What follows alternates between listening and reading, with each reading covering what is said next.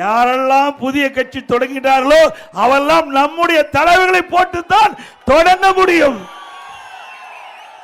அப்படி நம்முடைய தலைவர்கள் உழைத்த உழைப்பு, மக்களுக்கு செய்த சேவை, நாட்டிற்கு போட்ட திட்டங்கள், அதனால் மக்கள் பெற்ற நன்மைகள், அதனால் இன்றைய தினமும் மக்கள் மனதிலே வாழ்ந்து கொண்டிருக்கின்ற ஒப்பற்ற தலைவர்கள் தொடங்கப்பட்டு கட்சி அதிமுக கட்சி.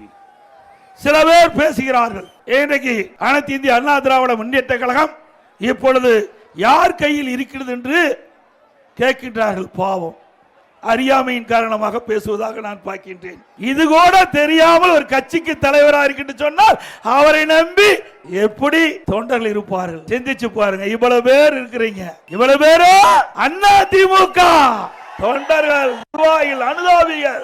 ஆகவே என்ன நடக்குது என்று தெரியாமல் சில பேர் சில கருத்துக்களை தன் இஷ்டம் போல் பேசி வருகிறார்கள்.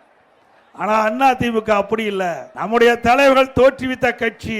ஏழைகள், ஒடுக்கப்பட்டவர்கள், நசுக்கப்பட்டவர்கள், தாழ்த்தப்பட்ட மக்கள், அவர்களுக்காக எண்ணற்ற திட்டங்களை தீட்டி நடைமுறைப்படுத்தி அதன் மூலமாக ஏற்றம் பெற்ற கட்சி அதிமுக கட்சி.